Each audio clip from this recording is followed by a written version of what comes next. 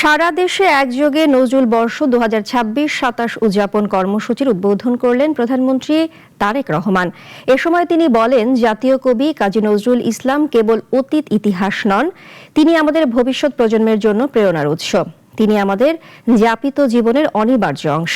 সায়দামানের রিপোর্টে বিস্তারিত। জীবন ও কর্মের দেশ জুড়ে একযোগে শুরু হলো নজরুল বর্ষের উদযাপন অনুষ্ঠান। সকালে প্রধানমন্ত্রী তারেক রহমান সচিবালয় থেকে এর উদ্বোধন করেন। জুম প্ল্যাটফর্মের মাধ্যমে যুক্ত 64 জেলা এবং বাছাইকৃত 74 উপজেলায় উদযাপন কার্যক্রম শুরু হয়। নজরুল বর্ষ 2026-2027 বছরব্যাপী কর্মসূচির আনুষ্ঠানিক উদ্বোধন ঘোষণা করছে।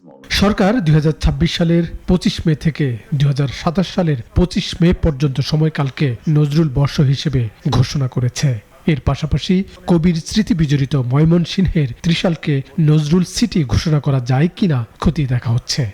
নজরুল সিটি ঘোষণার সম্ভাব্যতা খতিয়ে দেখার জন্য এরই ভিতরে নির্দেশনা দেওয়া হয়েছে সংশ্লিষ্ট কর্তৃপক্ষকে। এ সময় প্রধানমন্ত্রী বলেন, বিদ্রোহী কবি, প্রেমের কবি, বিরহের কবি, তারুণ্যের কবি, বাংলাদেশের ঐতিহ্যের কবি কাজী নজরুল ইসলাম আমাদের জাতীয় সাহিত্য ও সাংস্কৃতিক ইতিহাসের অবিস্মরণীয় নাম।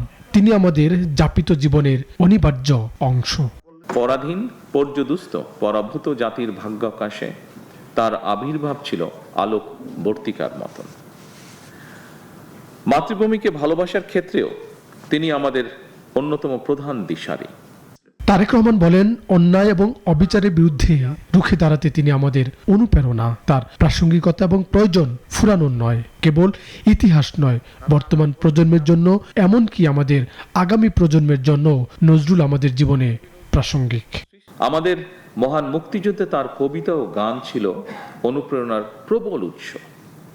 তেমনি আমাদের সকল আন্দোলন সংগ্রামে তার সৃষ্টিশীলতাই হয়ে ওঠে প্রতিবাদ প্রতিরোধের মূল ভাষা। প্রধানমন্ত্রী আরো বলেন, একজন রাজনৈতিক কর্মী হিসেবে আমার কাছে মনে হয় জাতীয় কবি কাজী নজরুল ইসলাম হলেন বাংলাদেশের মন।